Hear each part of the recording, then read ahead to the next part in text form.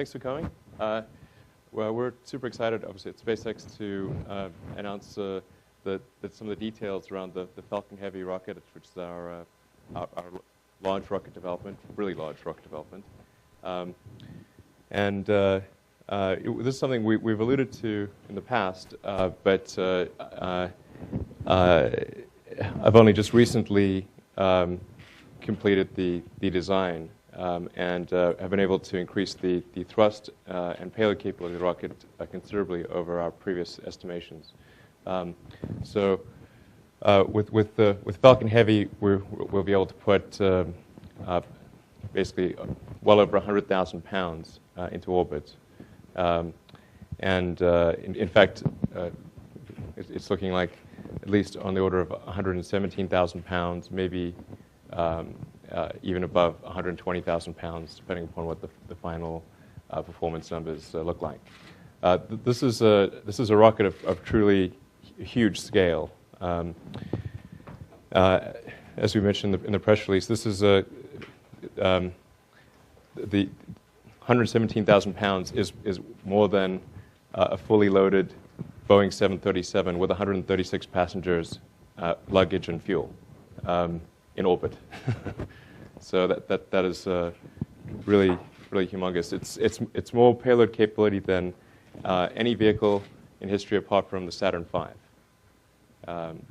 And so opens up a range of possibilities for government commercial customers that simply aren't present with the current lifting capacity. If you compare our lifting capacity to, say, the Space Shuttle or the Delta IV Heavy, which are the two most capable vehicles in the world today, we're more than twice the payload capability of those vehicles. Although the Space Shuttle is obviously retiring this year, I think this is something that America can be really proud of, the fact that there's actually going to be a vehicle with twice the capability of the Space Shuttle that's going to be ready to launch at the end of next year. The initial launch will take place from Vandenberg Air Force Base in California, where we have Space Launch Complex 4. But shortly thereafter, we expect to be launching from Cape Canaveral as well. So we will certainly have that capability on both coasts. And we expect to be launching Falcon Heavy a lot, actually. Whereas Falcon 9 can address about half the market, Falcon Heavy can address the other half of the market, which is the largest government commercial satellites, as well as I mentioned, as well as opening up new market opportunities for satellites and spacecraft that simply cannot be carried to space by the currently available rockets. So I'd expect to see potentially new opportunities arising because of Falcon Heavy.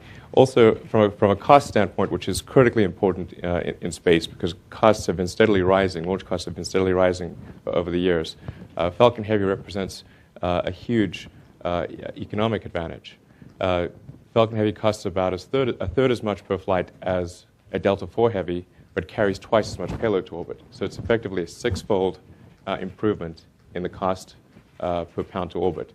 In fact, Falcon Heavy sets a new world record for the cost per pound to orbit of around about $1,000. So that's a pretty huge leap in capability. Yeah, let's show the video.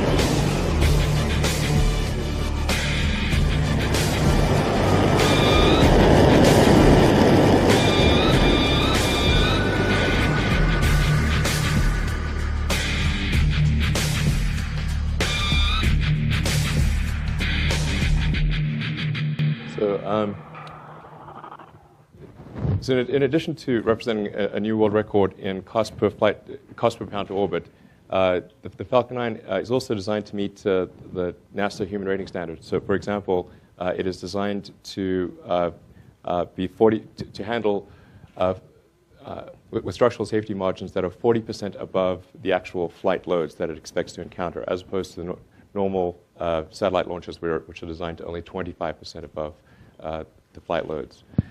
It also has engine out capability, so you can lose multiple engines on the vehicle and still complete the mission.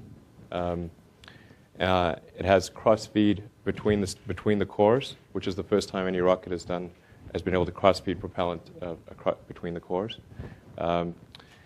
And a triple redundant avionics.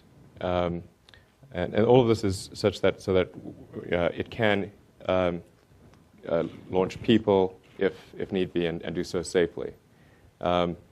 Also, it has so much capability, so much more capability than any other vehicle that I think we can start to realistically contemplate missions like a Mars sample return, which requires a tremendous amount of lift capability because you've got to send a lander to Mars that still has enough propellant to return to Earth. If you try to do a mission like that with a smaller vehicle, you have to do several launches and either do orbital rendezvous or do some sort of much more complex mission. Whereas with Falcon Heavy, you could potentially do it with a single flight. Yeah, I think that's. Let me turn it over to questions. Seth Warrenstein, Associated Press. Hi. Since you mentioned it, how much weight could you take? How much mass can you take to Mars or to a lunar orbit? And in terms of what more has to be done to make this, well, you're saying it's designed to meet human rating standards. What more has to be done to make this acceptable to NASA and to others, and for commercial customers to be human rating? Sure. So the payload to Mars would be about a quarter of its payload to LEO. So we're talking about perhaps something like 30,000 pounds to trans-Mars injection. And to the moon? To the moon, it'll be about maybe 30 to 35% of that. So it's sort of maybe 35,000 pounds. And so what more to make this, as you said, right. To make this more acceptable for human rating, and are you looking at using this? Is this efficient to be used for space tourism or other human rated things, or is that more fall to the regular Falcon? I mean, where does this fall in this? Sure. Well, the Falcon 9 is suitable for transporting people to low Earth orbit, like to the space station and back.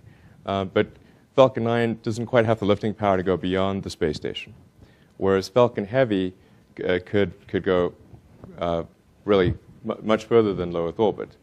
Falcon Heavy is about half the lifting capability of a Saturn V. So in principle, you could do another mission to the moon just by doing 2 launches of a Falcon Heavy. Perhaps one that delivered the return vehicle to the surface of the moon and one that delivered the lander to the surface of the moon. As far as we're designing, as far as human standards are concerned, Falcon 9 is designed to, Falcon Heavy and Falcon 9, I should say, are designed to meet all of the published NASA human rating standards. So it would only be if there's some unpublished standard or some new standard that's adopted that it would not be in compliance. So do you, I guess that comes back to, do you plan to launch, how soon, do you plan to launch people on Falcon Heavy compared to, I know Falcon 9 is only a few years. Yeah, Falcon 9, we always said would be about 3 years from when we receive NASA funding to conduct a demonstration. And the gating factor on that is actually not the rocket, but the launch escape system on the spacecraft. So Falcon Heavy would be, really capable of launching people.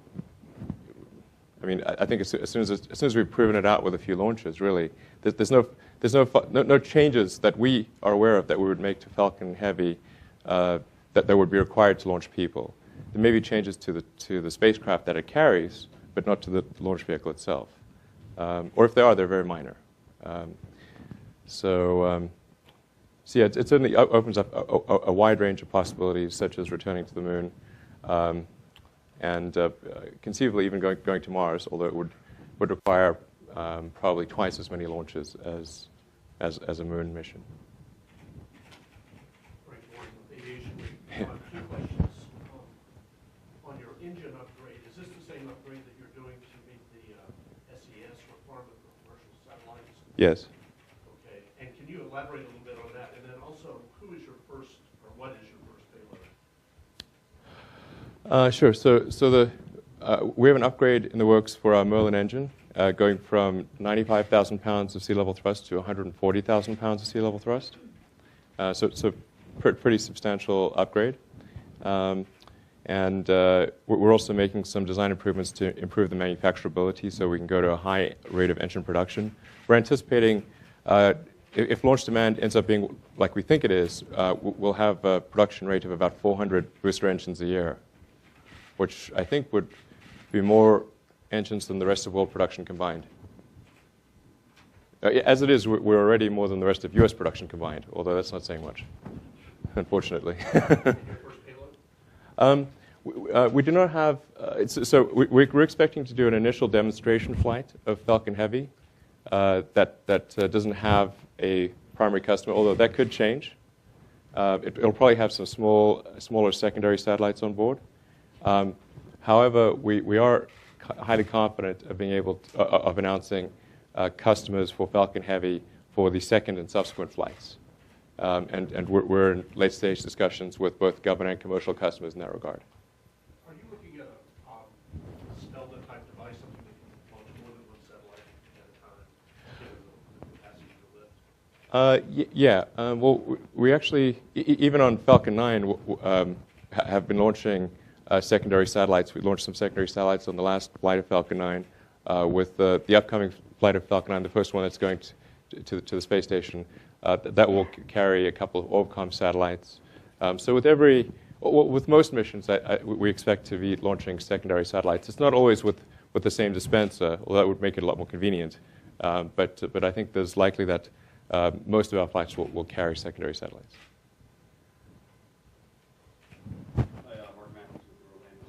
Hey. Kind of more of a local question.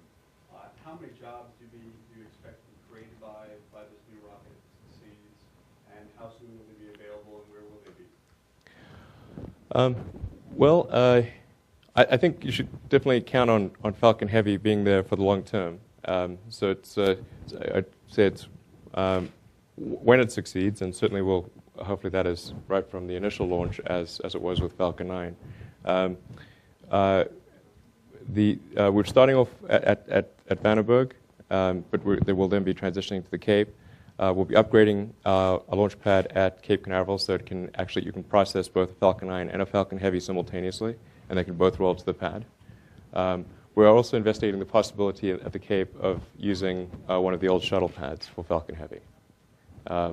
That's a possibility, but our default plan is to use our existing launch pad, but upgrade it such that there's a hangar where you can process Falcon 9 that rolls to the pad, and another hangar kind of at 90 degrees where you can process Falcon Heavy, and either one of them can roll to the pad, so you can have dual processing take place. In terms of the number of jobs, it really depends on the launch rate, so I'd expect that number to grow over time.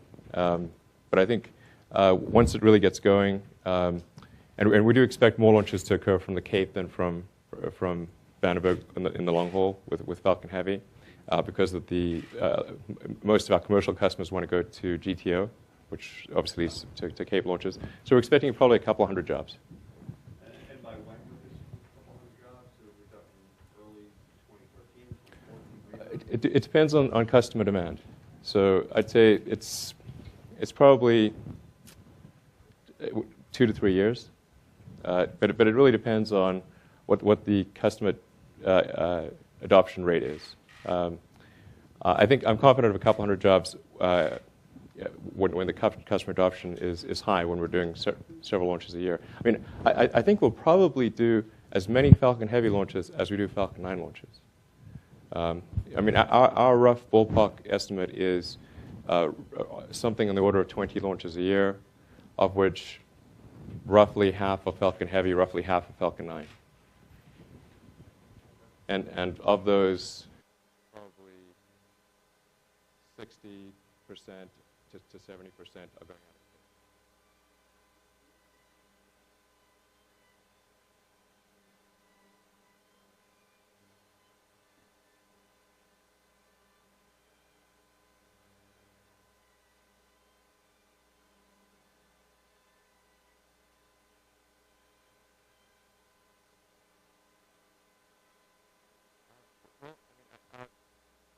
I think there's a lot of wishful thinking on the part of our competitors that our prices must really be higher, but they are not. In fact, I think we're unique in the launch business in publishing our prices on our website, whereas other launch providers sort of treat it like a rug bazaar. It's sort of they'll charge you what they think you can afford. We believe in sort of everyday low prices.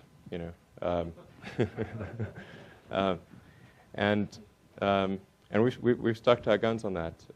So the Falcon 9 costs $50 million, and it's been that way for a while. And the Falcon Heavy is on average about $100 million. And we're very, very confident of being able to maintain those prices. And I'd say let history be the judge. Here I am saying it. We'll see if that remains true. But you have it on camera. Yeah. NASA's very interested. NASA's very interested in the round trip and mission to asteroid. Sure. And one of the mission plans involved 90 a foot of Falcon and 46 tons of space. Okay.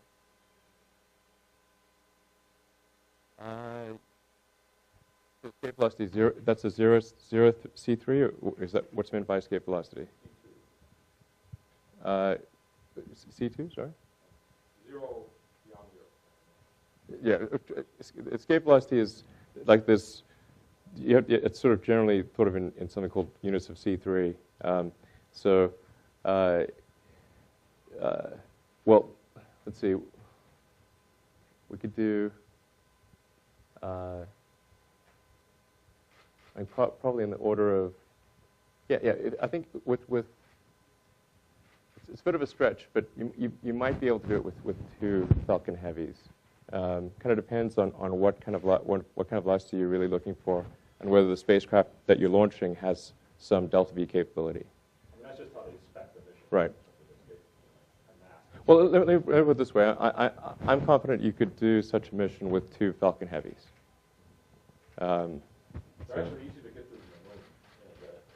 Oh, if it's easy to get to the moon, yeah. I mean, if you had a sort of a small enough spacecraft, you could conceivably do it with one Falcon Heavy. It kind of depends on how big of a spacecraft and how many people you want to send. But I think you could slim it down to just do it on one Falcon Heavy. It's pretty bare bones. It's two people. Much of that is for provision, food. Okay. They say 46 tons. I wouldn't count on getting it less than that. I'm sure you could do it with two Falcon Heavy launches. If your spacecraft had a little bit of propellant on board, which presumably it does because it's got to get back from the asteroid too, then I think you could do it with two Falcon Heavy launches.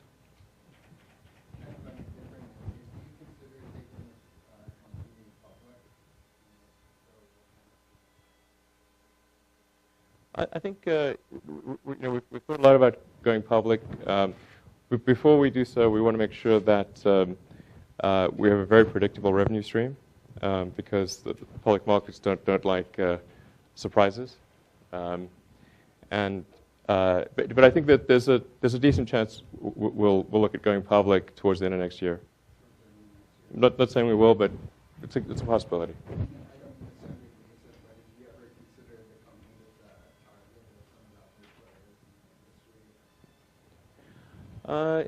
It's possible, that we could see acquisition interest, but I have no interest in selling, and I am the controlling shareholder in the company. We've had some inquiries, but then I'm pretty clear with them that I would not, give up a controlling stake in the company because SpaceX has some, philosophical goals or philanthropic goals which may not be coincident with the goals of a large government contractor. When is the tentative date? Say by the end of next year. Do you have a month in mind? I think end of next year, meaning November, December, is when we expect to have Falcon Heavy at the launch pad at Vandenberg.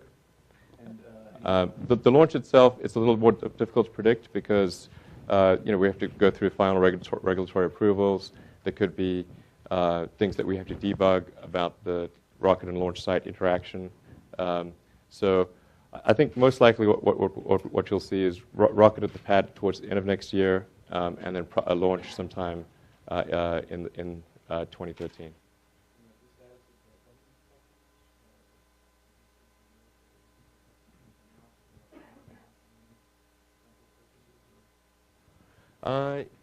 Well, I don't want to speak for specific customers, but I can say that there is strong interest from both the U.S. government and large commercial operators in Falcon Heavy, and that we are at an advanced stage of discussions with both. And part of what's needed to really get them to complete sign up to a launch is to not be the first. So it's always possible that a customer may jump in at the last minute and say, okay, they'll do it. But it's a lot easier to get deals done if customers know that they don't have to be the first flight. So it's a bit of a slight risk on our part to be doing the first launch on our own funds. And of course, it just costs us some money, but it's an important thing to do in order to get customers to sign up. We have to do something similar with Falcon 9. Right? I'm curious about your production rates. That's basically 3 rockets right there. It is. Per launch. How many horsepower engines do you have on hand now, and how do you see that growing to get to the point where you can launch that and do your other business over the next year and a half? So ramping up production is our number one focus. That's what I have the whole company focused on. And we're bringing in people both from the rocket industry as well as from other industries like automotive and high-volume aircraft production because we'll be making more rocket engines than any company, actually more than any country, I think, has ever made. At 400 booster engines a year, like I said, 400 booster engines a year is more than the rest of world production combined. So that's pretty serious scale in the rocket business. And then in terms of the number of cores, we're talking about 40 cores. So it's very high volume, but that's what's needed in order to do 10 Falcon 9s and 10 Falcon Heavies in a given year. As it is, if you look at our launch manifest, we're just based on existing contracts that we have. If you go out 3 or 4 years, we already have on the order of 10 launches booked of Falcon 9. So, and we've only done 2 Falcon 9 launches, and we're only just putting a stake in the ground with Falcon Heavy. So, 20 launches a year is not a crazy number at all. We expect that to occur without any miracles, and so we must make sure that we are building our production capability and our launch capability to meet that demand.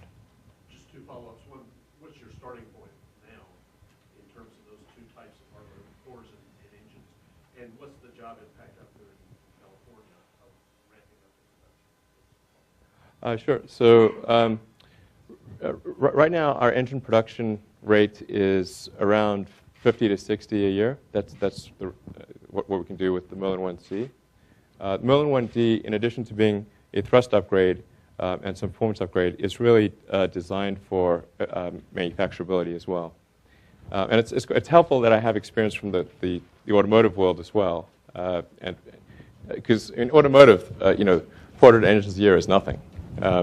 So there are a lot of techniques that the car industry has developed to be able to do high volume production, but also be very reliable and consistent in doing so. I'm very confident that with the Merlin 1D design, we'll be able to build 400 engines a year, or frankly, even 600 or 700 engines a year if we need to. And then the same with the cores. So we are making a significant investment in tooling and production process efficiency, honing our software systems within the company that manage the procurement and assembly and launch, trying to automate as much as possible. Nonetheless, we are expecting to hire a lot more people. Last year we grew quite dramatically, over 50% employee count growth last year. We went from 800 to 1,200 in 2010. This year, I think we'll probably grow 15 to 20%. And I'm actually intentionally slowing growth down a little bit just because I want to make sure we're building the company on the right foundation. And then next year I expect the growth rate to continue to increase to maybe at the 30 to 40% level in personnel growth. Just one more. Do you have the real estate and the supply chain to do that ramp up, or do you need the buildings and long lead items? Yeah, we actually have been steadily acquiring the buildings around us in California, so we're sort of growing like the Borg. There's actually almost all the buildings around us have been acquired, and that's increased our capacity in California by about 50% in terms of real estate. But I think we can actually do a lot more with the existing physical locations we have. I really like density. I like a beehive of activity and people fairly close together. I think it creates a much better esprit de corps. And then you may have seen the announcement that in Texas we more than doubled the size of our rocket development facility in Texas, which is where we do development and acceptance testing of the rocket engines and stages. That's in anticipation of a lot more growth. So we're now at over 600 acres in Texas. We're building up a launch site at Vandenberg, and we'll be enhancing a launch site at the Cape. So it's a lot of growth across the board. We have one more internet question and maybe two more short questions from the floor, and then I think we've got to wrap it up. Okay. I was going to say, just to combine Todd's question, line of inquiry and Frank, we've heard of the $1,000 per pound orbit. It's the mythical number, right? It is a mythical number. I mean, That's not so mythical anymore. So how much? I mean, it was sold on the space shuttle on volume.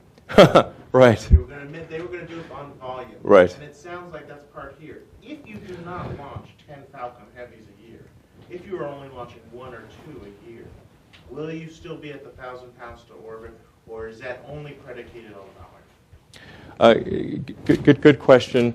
I think we'd need to launch maybe on the order of 4 per year to maintain those cost numbers. But I'm very confident that we'll be able to do that. That is, I think, not a tall order.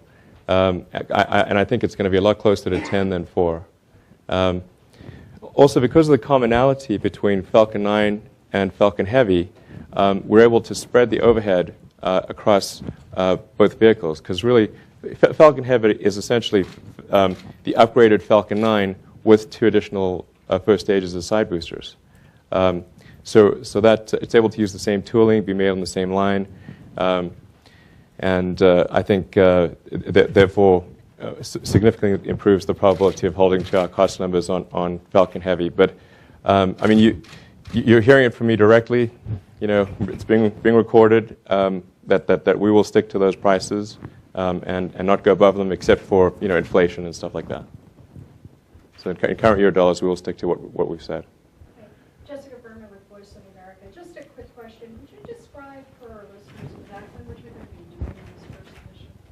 You're achieving what you're doing. Right. So the first mission is really a demonstration flight. It's there to prove that Falcon Heavy will work, that it will deliver the payload that we say it can.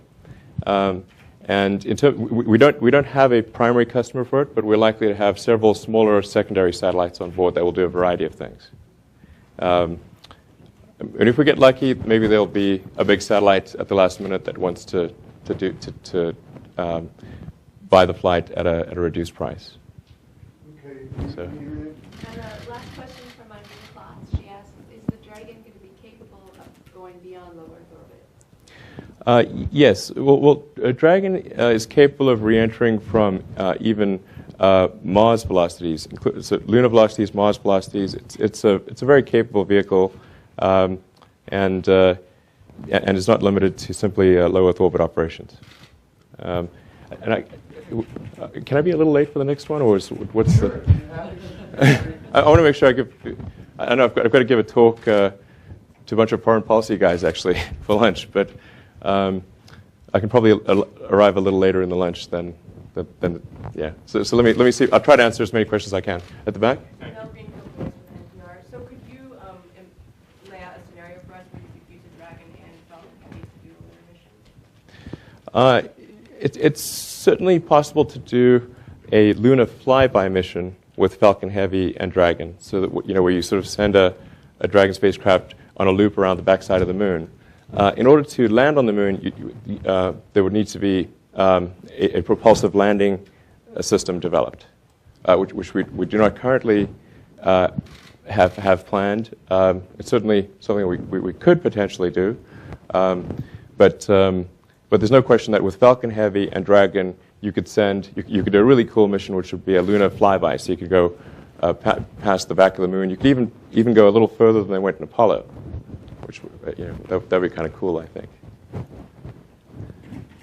have one more question on pricing. Mike Leach from Air and Space.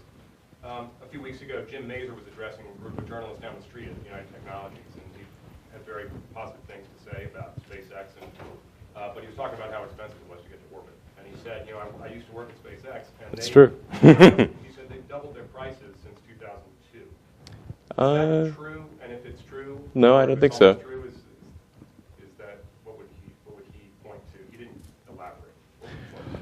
Well, first of all, in 2002, we didn't even have any pricing because I only started the company in basically July of 2002. We didn't even know what rocket we were making in 2002. So it's not possible to have doubled from question mark. And I think if you look at the pricing for Falcon 9, ever since we rolled out the final specifications for Falcon 9, we've kept our pricing consistent at around the $50 million level. So I think we've been very, very solid in keeping our prices steady, and we do not expect to make price increases in the future except for inflation-related adjustments. In fact, over time, we really want to reduce the cost per pound to orbit because that is the fundamental gating factor that prevents humanity from becoming a true spacefaring civilization. It is just far too expensive to do space travel in the past, and so in order for us to have for the country to have and for humanity to have an exciting future in space, it is critical that we are constantly improving the cost per pound to orbit. And with Falcon Heavy, we're demonstrating that we are. Falcon Heavy is a significant improvement over Falcon 9 in the cost per pound to orbit, and it's right around the not so mythical anymore $1,000 per pound capability. And as we improve the performance of Falcon Heavy over time, we want to get it below 1,000 pounds. Yeah. Do you have plans for something after this? Yeah. Well, we have an idea for a super heavy lift capability that would be sort of on the order of 150 metric tons to orbit, so about 3 times the capability of Falcon Heavy. And that's something that we're working. Bigger than a Saturn V. That's 50% bigger than a Saturn V. Yeah. That's something that we're iterating with on NASA right now. NASA issued an RFP for design ideas on a Super Heavy. We were one of the companies that NASA awarded. It's a small contract of a few $100,000, but we're exploring with NASA how to do a 150 metric ton to orbit capability, but complete that development rapidly, and with an end result which is well under $1,000 per pound to orbit. The trade masters are agitating, so is there one final question in here? Go ahead. And I'm wondering if you are confident that you could be the ones that replace the shuttle, and what would it mean for your company after all these shuttles? Well, we're already slated to replace the shuttle as far as cargo transport to and from the space station, which is the main function of the space shuttle. Most of what the shuttle does is carry cargo to and from the space station. And of course, it carries astronauts as well. If things go as we hope, in about 3 years, we'll be launching astronauts to the space station. So then we will have replaced both the cargo and astronaut transport functions of the space shuttle. So we do expect that will occur. Now that's just slated to occur with Falcon 9 and our Dragon spacecraft. Falcon Heavy has potential to do a lot more than that. In honor of our online friends, Right, let's do one. Final Yeah. online, and then Mike Copeland from the Waco Tribune Herald asks, what kind of work are we going to do in Texas with Falcon Heavy? Sure. Well, Texas is where we do all of our engine development and stage testing. As I mentioned a moment ago, we've more than doubled the size of our property in Texas to now 600 acres. So we are expecting a significant workforce increase at our McGregor test site. I expect it to probably more than double over the next few years. thank you all for coming. This conference will be posted on the National Press Club website for a few months. You will find a link to it on SpaceX.com. Thank you, Elon. Thank you all for coming. Thank you very much. All right, thank you.